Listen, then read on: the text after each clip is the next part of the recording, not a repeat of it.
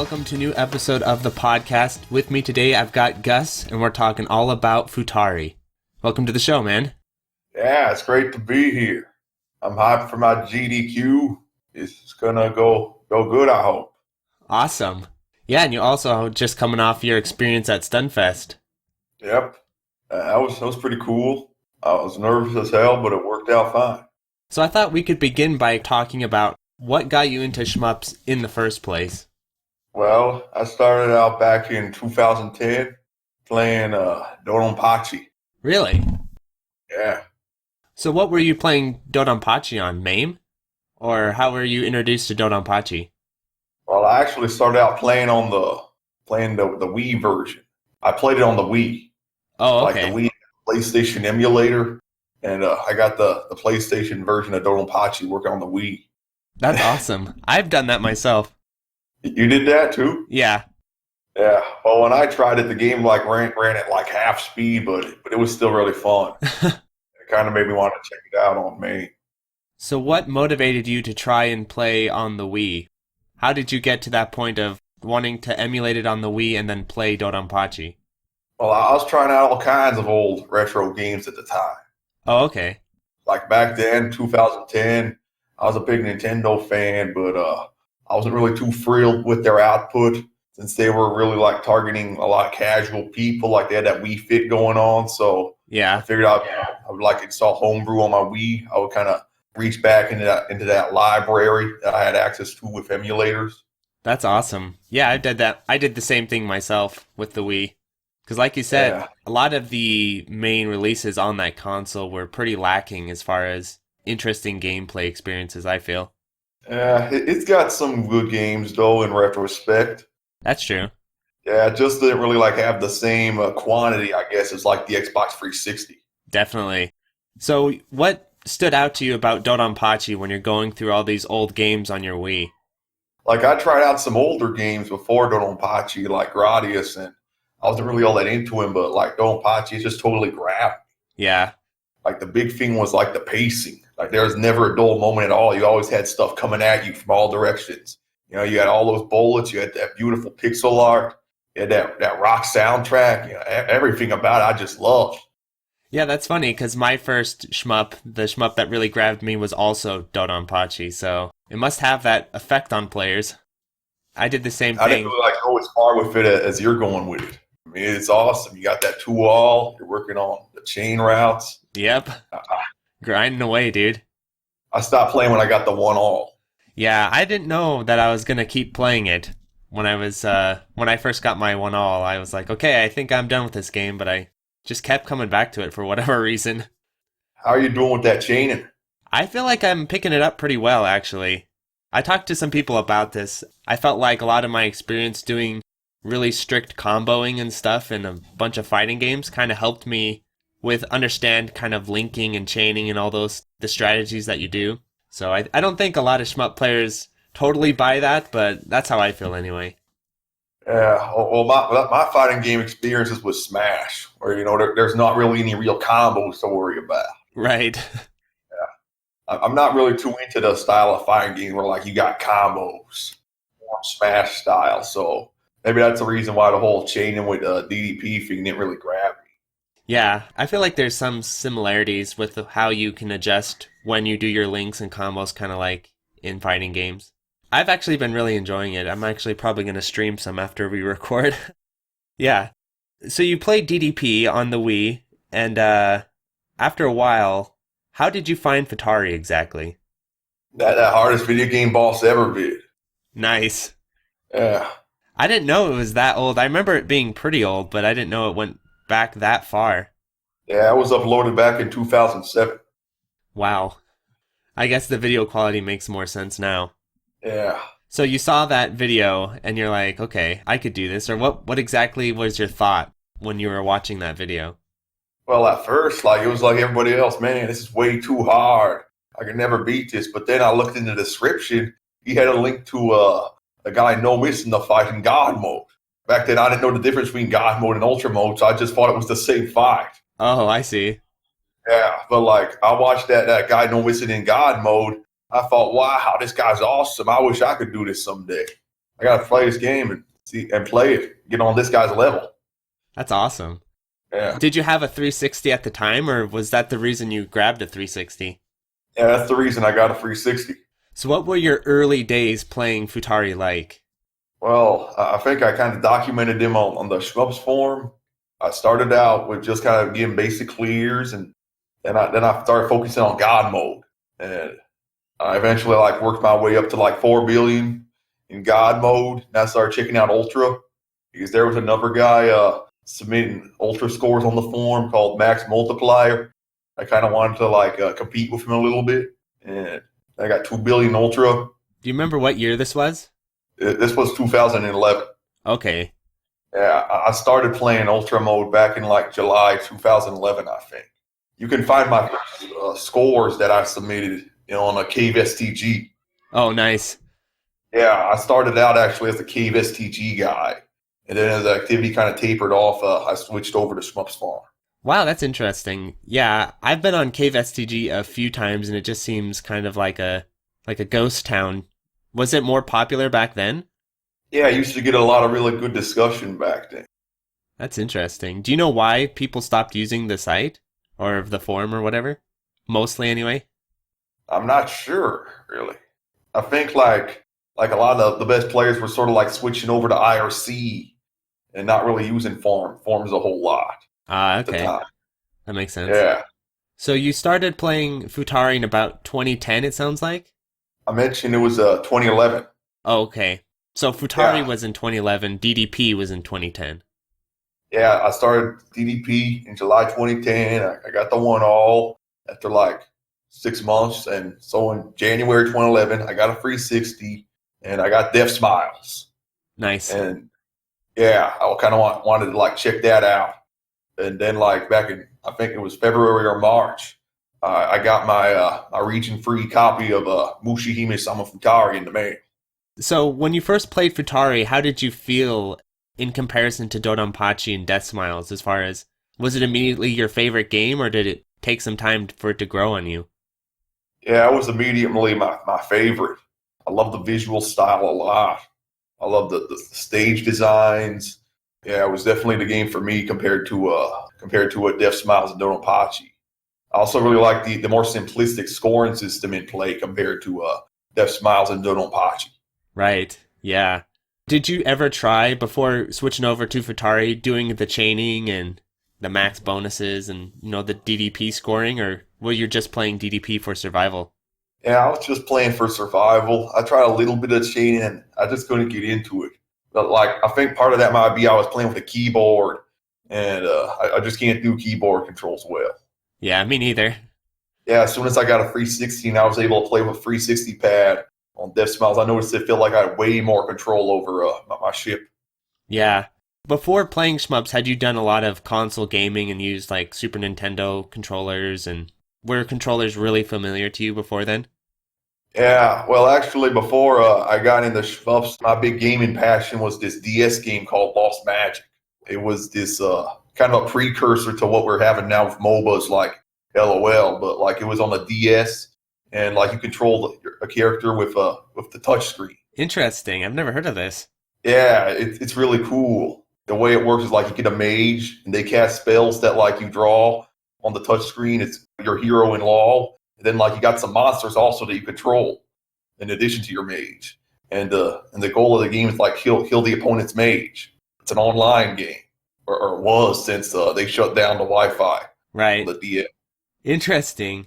That's really cool. I've never even heard of that game. Yeah, it's great. If you Google it, you can actually still find a history of the game's multiplier that I wrote back in 2010. So what was it about Shmups that grabbed you, that, made you dedicate so much time to the genre in comparison to the other games you were playing? Well, I think what really grabbed me about it is how there's no wait time for the action. As soon as the game starts, you got all kinds of stuff going on. Right, and definitely. That's also why I like Lost Magic a lot.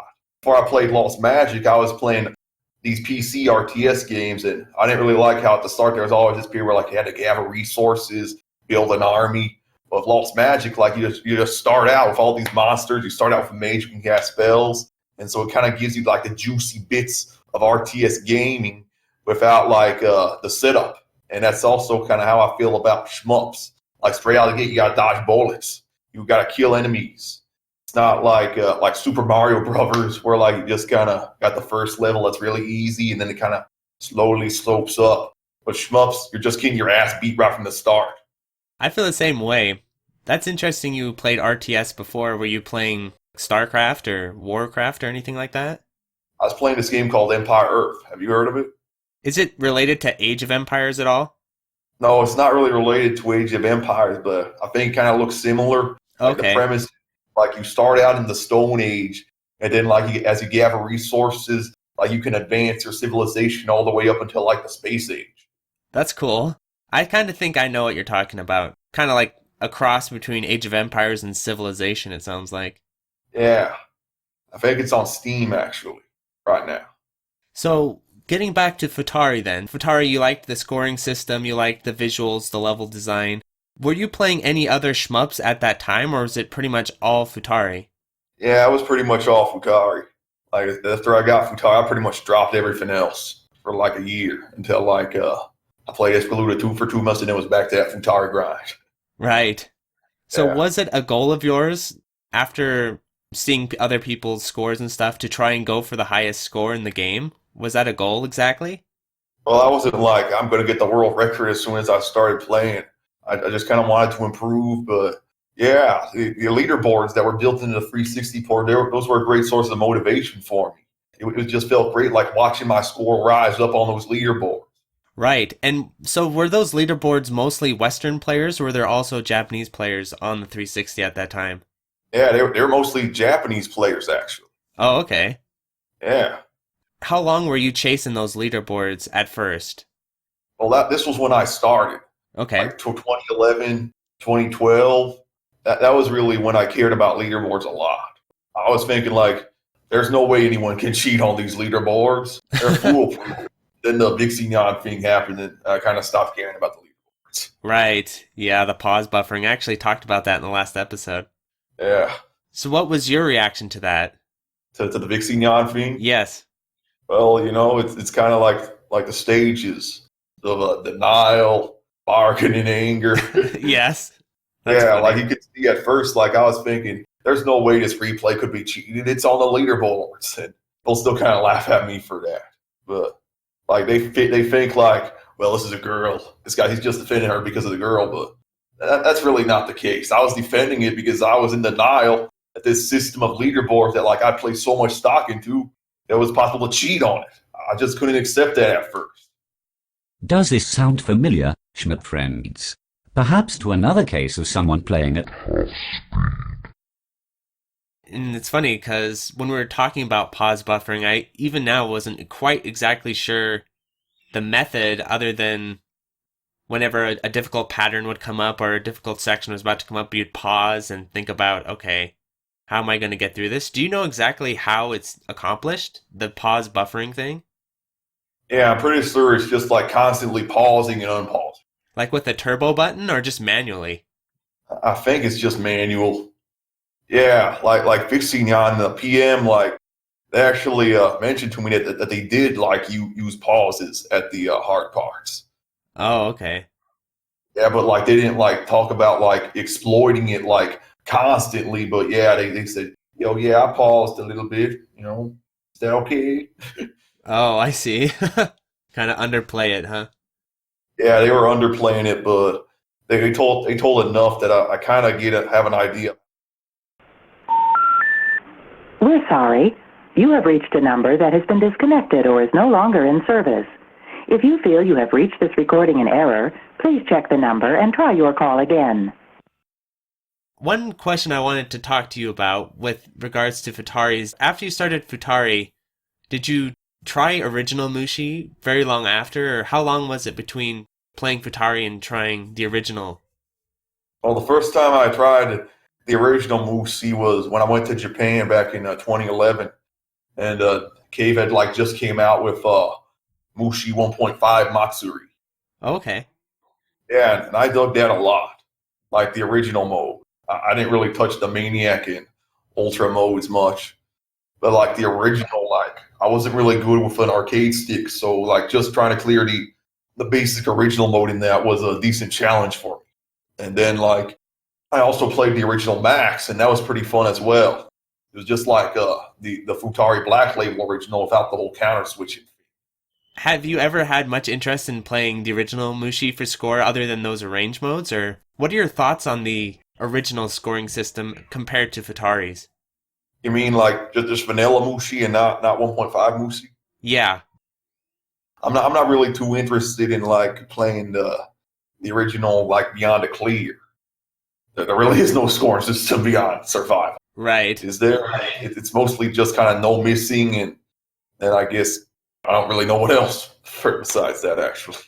Yeah, and I've heard it's kind of weird, and there's some weird stuff you do with turbo and auto shot or something. I tried it a little bit, but I'm still a little unfamiliar with the nuances of what makes that scoring system as broken as it is. Well, it's broken in Maniac and Ultra, isn't it? I mean, original, like, it's exactly the kind of game that they wanted. A game with no scoring system where it's just about, like, dodging and shooting. I heard that they said that in some kind of interview, that the scoring system to all this was just kind of an afterthought. Interesting. I see. I didn't even know that. That kind of makes sense, though. Yeah. There was the greatest shmups of all time, and I've noticed just going through the list over the years, that seems to be consistently the top 4 shmups listed as people's favorites or people's feel are the best are DOJ, Ketsui, Garega, and Futari. So I thought it'd be interesting to get your perspective on how you think Futari stacks up to those other games, and what do you think is really good about the game compared to them, and what do you think its biggest weaknesses are? Well, I think the first thing that grabs people is the aesthetics. Like, it seems that the top games on those lists, the aesthetics are really important. Who knows how Garega works, scoring-wise, but like anybody can kind of appreciate the unique visual style of the game and all that beautiful pixel art going on. Very true. So, yeah, I think that's a big factor in Futari, since it is a beautiful, colorful game. It's got a unique theme to it. It's kind of unlike those military shooters. Right, definitely. It doesn't really like go overboard with like the cuteness, like something like Toho, to kind of turn off some of the fans of these hardcore military shooters. So it's sort of it appeals to a wide range of people. Definitely. With its visual style. That's a great comparison. It's kind of the middle ground between a cave aesthetic and a Toho aesthetic, right? Where both fans of both can kind of get into it. Yeah. It's design wise, it also kind of reaches out to a wide audience.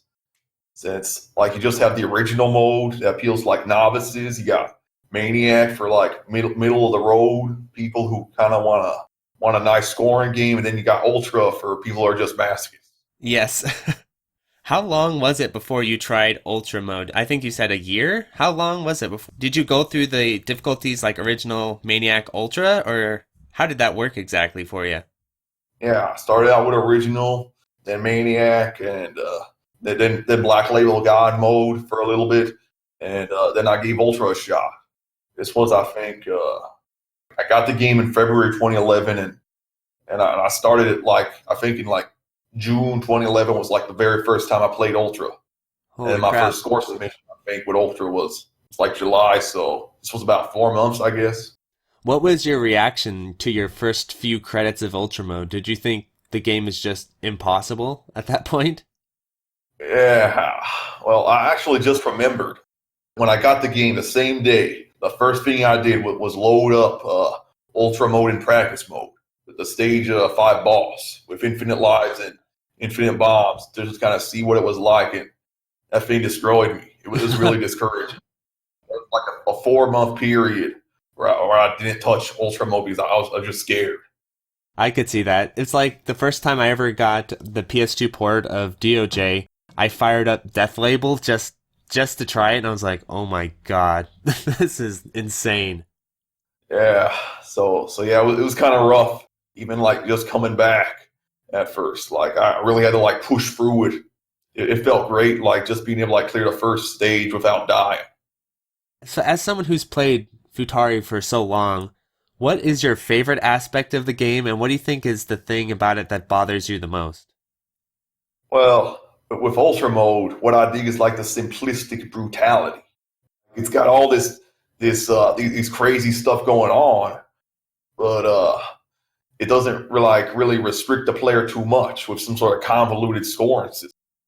Like it's very simple what to do in Futari. You just want to like get the big cancels, collect the gems as soon as they appear. Like got that counter switching thing, but yeah, I don't really like the counter switching. That'd be my weakness, I guess. Okay. Yeah, the whole thing with having like switch your counter, that kind of takes away from just sort of the simplistic brutality. And the other thing is, I think it's a little bit broken. Like you have those moments where like your counter's just like right before it changes every 500 on the counter, you know? So like you got your counter at like 499 or 999 and like you can't like kill something without it just kind of changing automatically and killing with the wrong counter. Those moments always really annoy me. Oh, yeah. Yeah. Even the best shmups always have a little bit of jankness going on with them. That's interesting. So speaking of the counter system, everything, how do you feel? I kind of have an idea, but I'm going to ask you anyway. How do you feel about the counter stop in 1.5? Oh man, I hate the counter stuff.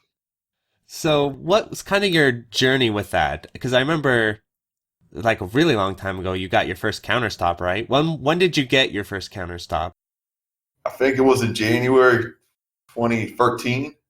So you'd been playing the game about 2.5 years, 3 years about? Yeah, it took me a while. Like after I got my scores in Espeluna 2, I kind of sort of eased my way back into Ultra, just kind of a little bit of Ultra practice every day for like a few months, and I got to clear like a few months later in August. Yeah, that was something that I really wanted to do, so that was a big deal to kind of get that clear in August of 2012. Then I had to take a little bit of a break because I had like college had started a few weeks later after I got the clear. But I was still kind of practicing the game in my free time. So like when I had a break from the college in December 2012, I got right back on that grind. And yeah, I made some pretty fast progress from 3 billion that I had before I started Escaluna 2 all the way to the counter stop like a month later in January. Wow. In that month, was it just that you grinded, I'm guessing, hundreds of hours, or was it that it just came to you quickly? No, it didn't come quickly. I really did a lot of run grinds there. Yeah. Do you have any idea how much time it took you to get the clear and then how much time it took you to get the counterstop in terms of hours played? Do you have any estimation of what that number would be? I have no idea, actually. The game doesn't really like track your hours. Yeah. Yeah, but I played it a lot. Did you feel a lot of frustration or feel like, okay, what am I? Because I remember when I was doing my 2-all grinds, there were definitely days where I'd sit down and do hours of attempts and get nowhere and just look at myself and be like, what am I doing? Why am I torturing myself like this? Did you ever have moments like that with the counter stop? Yeah, all the time. So what were your resources? How did you figure out how to do the counter stop? Was the game that intuitive where you didn't really need to look too much up, or were you looking at super plays? How were you finding the information? The replays on the leaderboard were a huge help. Oh yeah. Were there existing counter stops on the leaderboard at that time? Well, I think at the time the only over counter stops were Piketty's and Enchanted Mirrors, and neither of them were clears.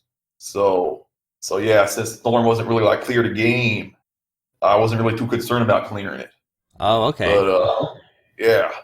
But you had already Yeah. cleared it up to that point, right? Yeah. It was only like after I'd already gotten the counter stopped, I was thinking, man, it feels kind of weird. I didn't even clear it.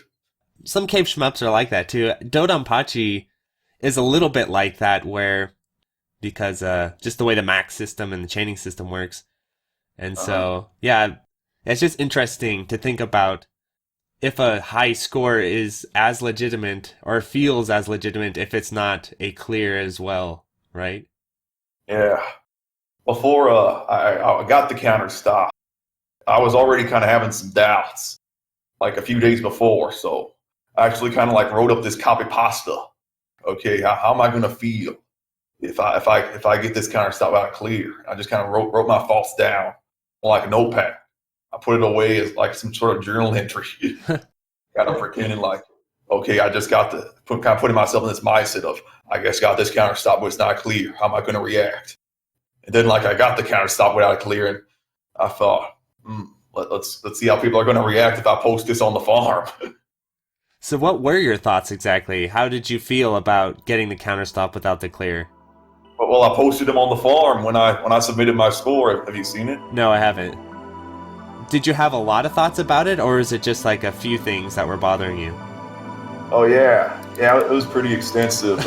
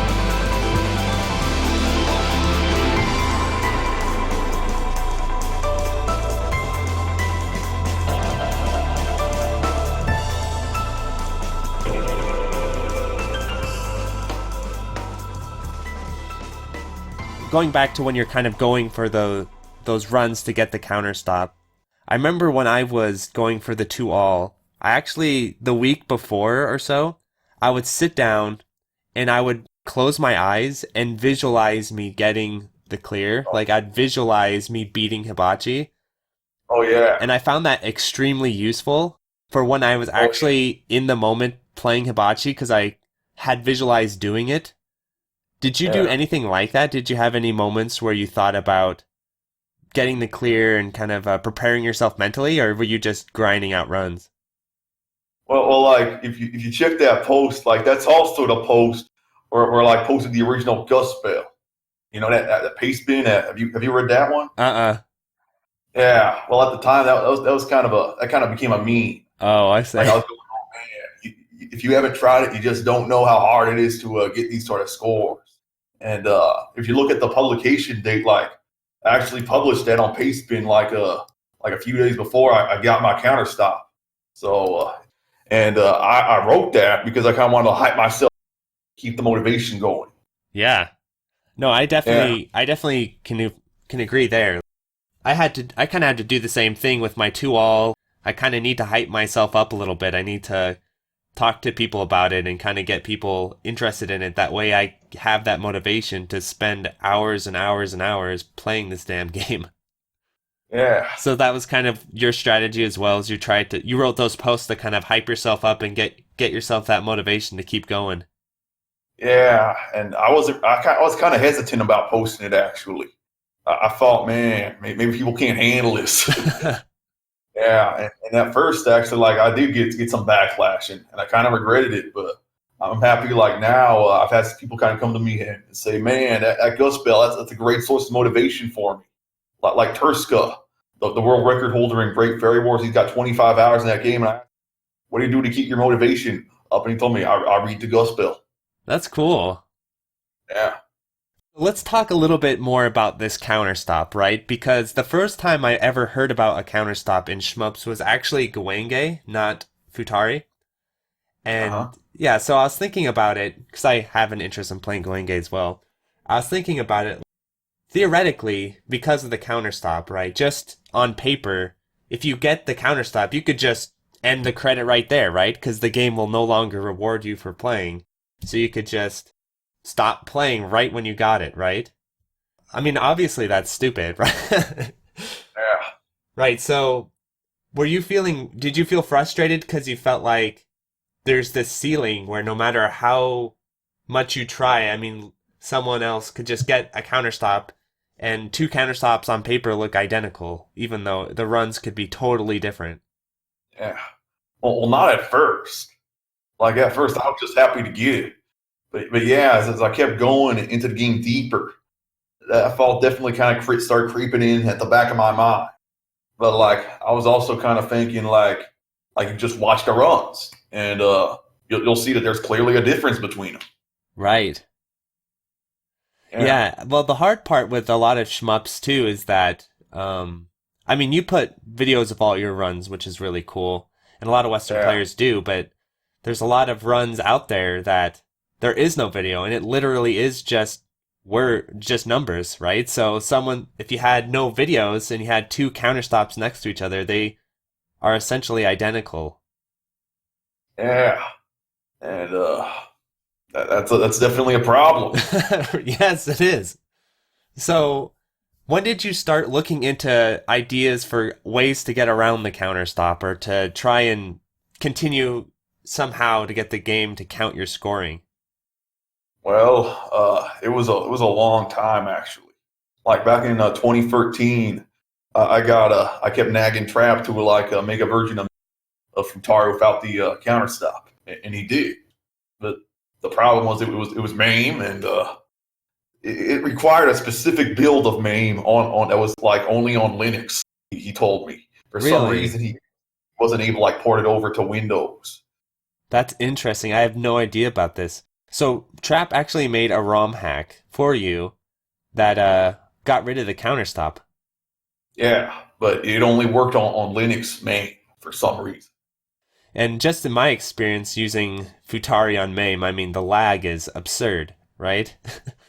Well, at the time that I asked him to do it, like I was thinking like it wasn't going to be too long before we got it working properly in MAME. So I was kind of hyped just for that, but then the years went by and it kind of became apparent that like the MAME devs weren't really interested in getting the games working properly. Right, exactly. It's still not really gone anywhere, right? Isn't even the slowdown settings, you have to use like blitter settings or something weird, right? Like the slowdown is not accurate. Well, the bigger problem for me even is the input lag. That too, definitely. It just feels totally wrong to me. I definitely agree there. Input lag drives me absolutely crazy. Yeah, I actually think that's a much bigger problem than the slowdown. Like if you wanted to, like SMC, he suggested to me like if you wanted to right now, I could just like have some guy from India like programming a Lewis script to like change the blitter, to like customize the blitter depending on what section of the game you're in. So you kind of get slowdown that sort of approximates the PCB or the 360 version. Right. That's a clever solution. Yeah, you could do that, but it's going to be much harder, I think, to get rid of the input lag. That's the big barrier for me rather than the slowdown.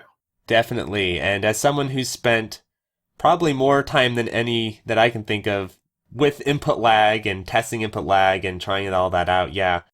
I even have on the index, the Futari, I think the lowest I ever could get Futari to run on Groovy MAME was 4 frames or lag or something like that, 4.5. It's on the website, but the PCB and 360 versions run at 2 frames of input lag. That's their native input lag, so you're more than doubling it. Yeah, it feels awful. I didn't know that actually, that even the Groovy MAME version was 4 frames. Like, yep. I was always kind of holding out some hope that maybe the Groovy MAME version of it would be kind of decent in terms of that lag, but yeah, that's some bad news.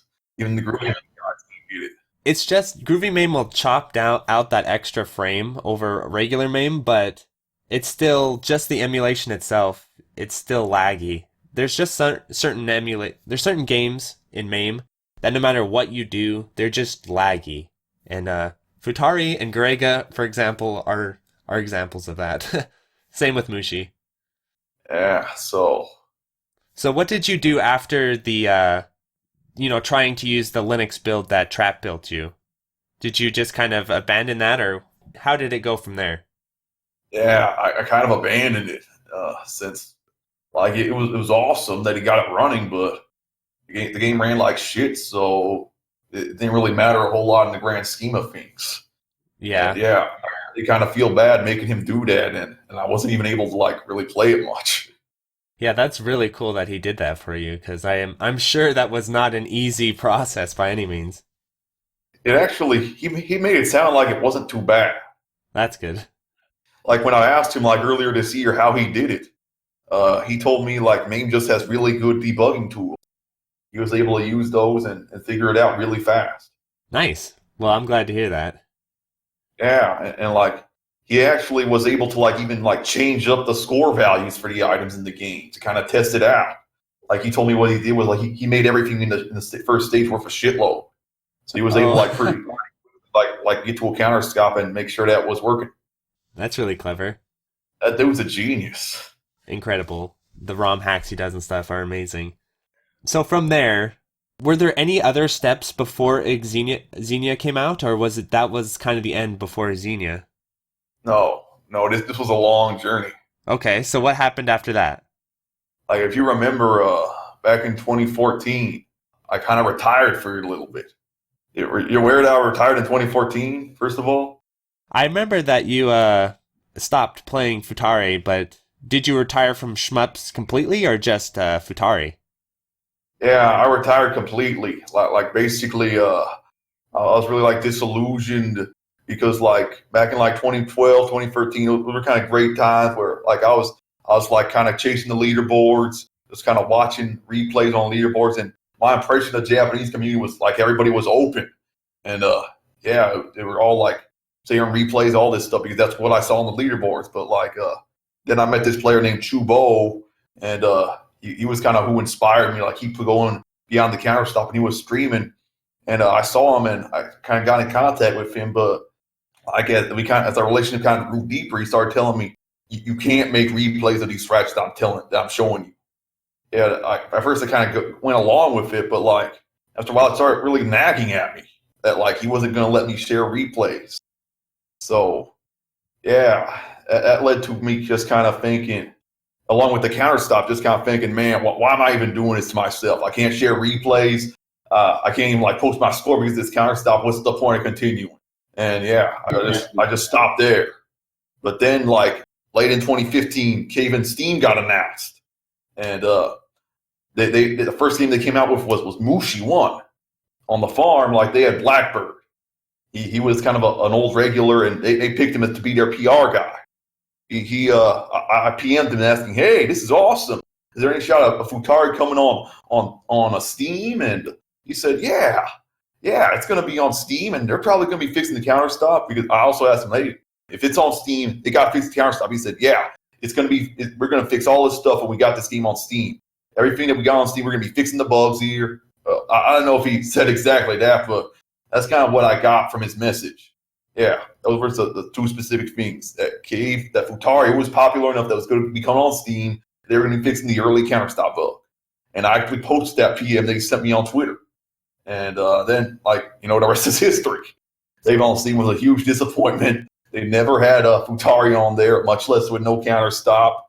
So, yeah, I had to start looking into alternative methods. That is interesting. I had no idea about that it was planned for Steam.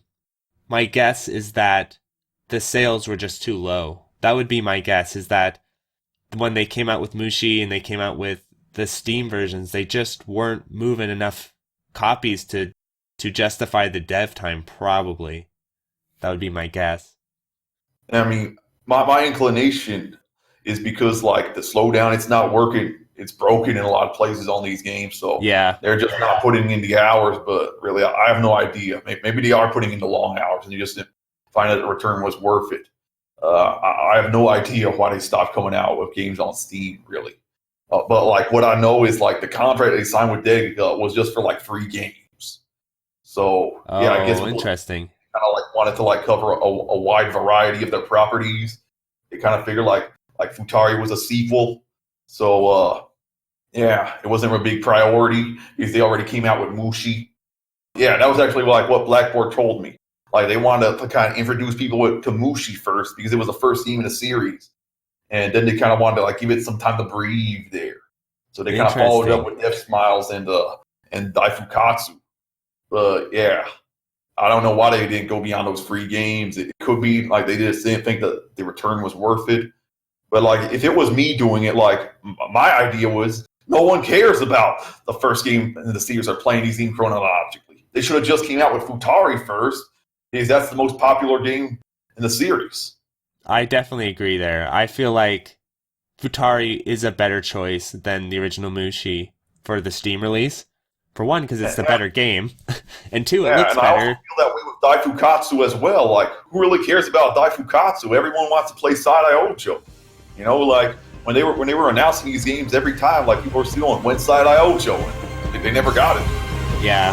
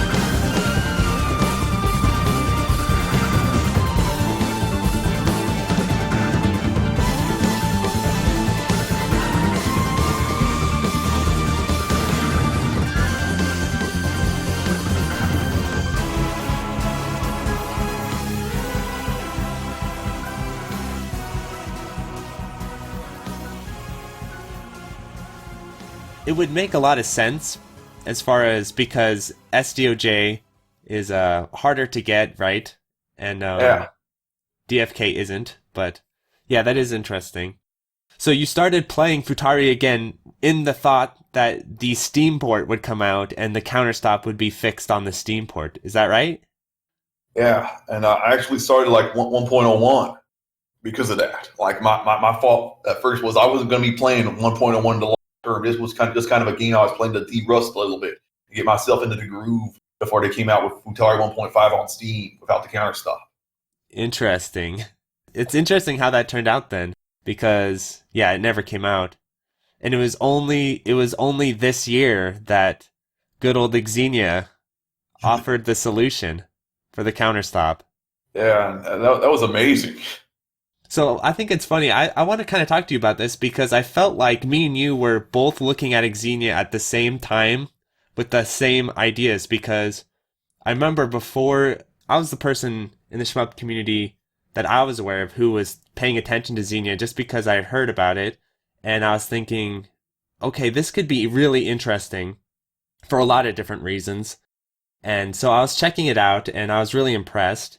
And then I was talking to some people about it, and yeah, a lot of people were very skeptical of the idea of the counterstop being able to be solved with Xenia. And I was thinking, no, I think it could be done. Because people were thinking of it from the way of like reprogramming the ROMs and like reprogramming the ISO and like getting into the source code. And I was thinking like, well, there's probably just some cheap hacking type of way where you could just reset the score, and then like a week or two later, you did just that. So it was really funny how that lined up. So do you want to kind of talk about how you figured out how you did that? Well, I've been keeping tabs on Xenia for a long time. Like if you look up their bug reports page, like you'll actually find an old post by me on there where I kind of talk about like how the colors aren't working, like with that particular build of Xenia, but how you can fix it by like going into the settings and put it on simplified draw, and that somehow like gets the colors working on that particular build of Xenia. Like I was just kind of following development for years. A year ago, I think, posted on my Twitter, hey, it's working fine on Xenia now, perfectly. Because like for a long time, like it was unplayable because like half the screen would be blocked off from you. Yeah. With like this green graphic, you know what I'm talking about there, right? Yes. Were you using the Vulkan build? Like at the time, I wasn't even paying attention to what build I was using. I was just kind of like grabbing whatever was the latest build on their Discord. Yeah, I don't think the Direct 12 build came out till very recently. So you're probably using the Vulkan build, which is mostly for development and debugging rather than like playing. So that's probably why it had all these weird quirks and all this going on. Yeah. But yeah, that was pretty cool. Like just realizing that they finally got it working like a year ago. And I was really hyped actually when I tweeted about it. I was like, breaking news, it's working. I was really excited about it as well. Yeah, it was some time between like that and me finding out the counter stuff, how to like solve it, and like the determining thing in that was like I was at Stunfest actually, and like after Stunfest I kind of like went on this 2-week trip with my mom and my aunt like through Europe, and I couldn't play Futari, so but I was always thinking in my mind about that interview I did afterward. I mentioned Futari was working without counterstop, man, I'd be so happy. I was thinking, man, I got to make that happen.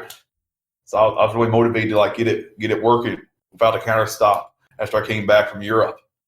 And like at first, I was on these programmer for hire websites looking for PowerPC people to help me out. And that didn't really work out. Like for some reason, like no matter how, like hundreds or thousands of bucks, like no one wanted to do it. I don't really know why, but yeah, I started like having to look up for alternative ways. And I started talking to like SMC. Like he kind of got the ball rolling a little bit when he suggested to me that I should be looking at the score value in Cheat Engine. I don't remember if it was me or him who suggested the Cheat Engine thing, but he definitely mentioned to me that he was able to find a score value in MAME, and so it shouldn't really like be too much of an issue to find it in Xenia. And at first, I actually couldn't really find it. But what I found out is like there's some certain settings in Cheat Engine you have to like kind of mess with to be able to like see all the memory values if you're playing a game on an emulator. And then I found the score value, and I told SMC I was so excited about it, and I don't know why he didn't really answer me, but I poked around just a little bit more, and I found out that like you could get that score value to like stop anything from writing to it if you just kind of like changed around a setting. And I found a counter stop like an hour after that, and I documented on video on YouTube. It was so exciting. It was a great moment. Yeah, I remember I saw that, like when you first released it, I was like, wow. Because like I said, I was in the exact same mindset as you. I was thinking, okay, there's probably a way to reset the score in Xenia or something. Or like, yeah, I felt like I was a little bit behind you, but was on the same wavelength. So I was really excited when you figured it out. I had no idea that you were looking into that. That's awesome. Yeah. My primary motivation was to play Futari. And so I got that running. I figured out the Direct 12 build thing. And then I did the lag testing and found that the input lag is very close to console. It's pretty much the same as console. So I was like, wow, this is a legitimate way to play this game. And so then I started to think, well, while I'm at it, I wonder, because people were asking me about getting the DLC to work, Black Label stuff. Yeah. So I was looking into that, and I was looking into save states, and then I started thinking about, I bet there's a way to fix the counter stop. I was thinking the same way that you actually did it, of like zeroing out the score. Yeah. But what I didn't expect is that you used a legit 360 replay, right? Yeah. I did not think that was possible, so I was super impressed that actually worked. I didn't really think it was going to be like that. I was just going with what everyone was telling me. You got to learn PowerPC. So I went like learn PowerPC. I actually like hired a guy on one of those programmer for hire websites that was playing Teach Me PowerPC. If I couldn't get anyone to do it directly, I figured I was going to learn it myself.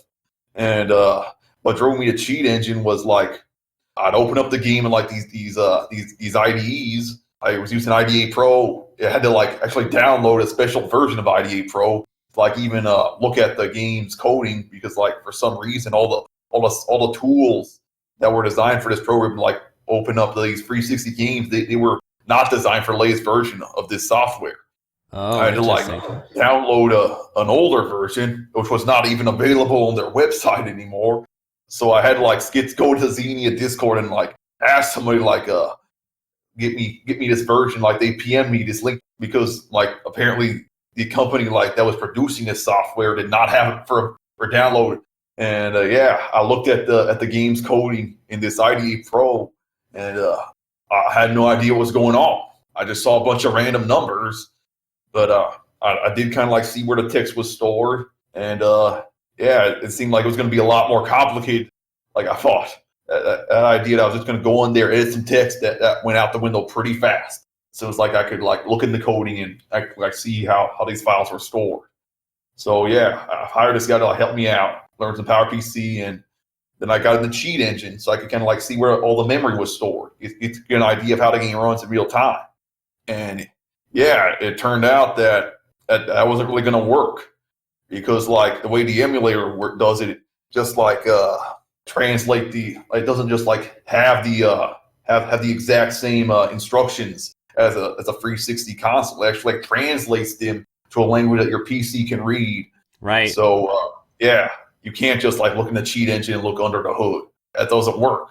I was still able to like find the scoring value, like I mentioned, and initially my idea was I would just kind of like disable this additional thing that goes into effect when you reach the counter stop. Like the way it works is like there's this score value that the game writes to as a score, and then like you hit the counter stop, and there's this other value that goes into effect to like constantly subtract from the value, so it doesn't go beyond that counter stop value. Oh, interesting. Yeah, get what I'm saying here? Yes. So like what I thought I was going to do was like I would just disable that value that was going to like stop the score from going up, but I found that crashed the game. You could not do that. Yeah. So that was kind of how I found my way to this other. Yeah, I was really pleased with that. It was a little bit disappointing. All that PowerPC and IDA knowledge that I had worked on wasn't really too much use, but yeah, I got working. That's what matters. Definitely. And I think another really cool thing about that is that you can use it with legit 360 replays. I think that's huge because let's say going forward, beyond just yourself, let's say someone else, SMC for example, wants to go for high scores beyond the counter stop in 1.5, or Japanese players, they could just get their scores, upload their run to the leaderboard, and then whoever, you or whoever else, someone in the shmup community could then translate that to the correct, non-counter stop scores using their replays. That's right. This is actually better, I think, than just like modding the game directly.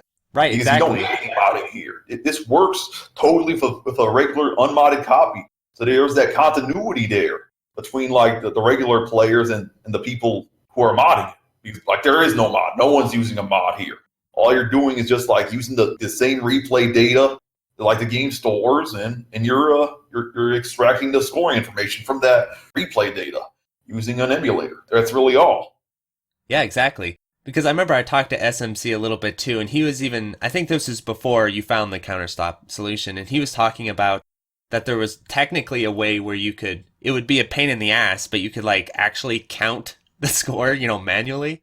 But I was like, oh, imagine someone actually doing that. That would be insane. So I think this is actually probably the best solution other than, someone reporting the game and fixing it directly, like a new port or whatever. But with the port we have, I feel like this is probably the best solution because you can use legit replays to get the scores.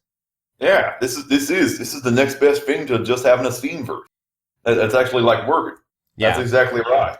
But like back to counting the score directly, I think that was actually like what Chubo did.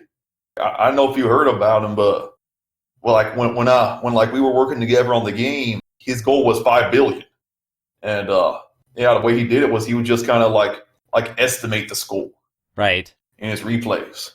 Yeah, probably back then that was his only option, but now. So I'm curious if because I know the Japanese scene, they're going to continue, a lot of them are going to continue to play on arcade, right? And so arcade's not going to be an option to do this. But I wonder are you aware of any current Japanese Futari players who would be interested in playing on their 360 ports, and then they could continue playing that way? Yeah, well, here's a fun fact. Like after I got this method discovered, I sent the video link to Chubo and Piketty. Piketty was the guy who had the first counter stop on the 360 leaderboards. I'm pretty sure like they both saw it. It says that they saw it on Skype where I talked to Chubo, and Twitter where I sent it to Piketty, but they didn't respond to me. And I think maybe Chubo actually disliked the video because there's kind of some heat there, and I noticed like after found that he saw it, like my video had one extra dislike. I think that might have been him. I don't want to, let's say for sure, but yeah, these guys, I am sure about it. These guys do not really seem all that interested. They didn't even like talk to me about it. Oh, so, yeah. Is there anyone in the Japanese scene currently playing Futari? 1.5 Ultra. Well, I get the impression that there's people playing it, but it's mostly for the clear. Okay, so there's no one like yourself who would be really interested in pushing beyond the counterstop, I guess is what I'm asking. Yeah, the impression I got is like no one really like takes scoring in it really seriously like me and Chubo used to. It's just kind of seen as a game that like you pick up and you beat it, and then you want to like beat it some more, you get the counterstop. Kind of like Wenge, I'm guessing. Yeah. Right now, there's this guy, Yuru, who's streaming, and I told him about the method, and he seemed pretty impressed by it, but I asked him, like, hey, do you think something like this might work with the main version? And he thought it would work, but and he's playing on PCB, so I guess it don't really matter to him. Right. Yeah. That is interesting. For yourself, now that you've got this figured out, are you planning on playing 1.5 more? Ultra? Yeah, like back to you, like watching him like play Guange and constantly reset at that stage 3 boss milk. That's actually kind of inspiring to me, because like a huge factor in like what made me want to stop playing 1.5 besides all replays being in the counter stop thing was just like the sheer frustration of doing it with that stage 2 boss. Right. I've talked to SMC a lot about it because he did a shmup slam run, so he sent me notes and pages of notes on Futari and kind of schooled me in the game. So yeah, he was talking about all the RNG involved in the stage 2 and everything, and so I was like, wow. Where it really gets real. It's kind of similar to the cat spider milk, really. It spawns some orbs, and you try to kill those orbs to get some gems, and then you got to just like dodge a huge spam of purple, and you got to keep that going for like seven cycles. Right. Yeah, and it's really difficult to do that without like killing the boss, because like you have to do a lot of this dodging just totally unfocused. Right. So that adds a lot to the difficulty there. I could imagine, especially on 360 pad. I'm thinking, geez. Yeah, and I got it in a run like once after like 20 hours of play, and I put that replay up on my YouTube channel, and it's still the highest scoring replay that's out there for the first 2 stages of Futari Ultra 1.5. Wow, that's crazy. And yeah, I felt like I was a horrible player at the time. It took me that long because, like, I remember Chubo, like, he never really had nearly as much difficulty with the boss as I did.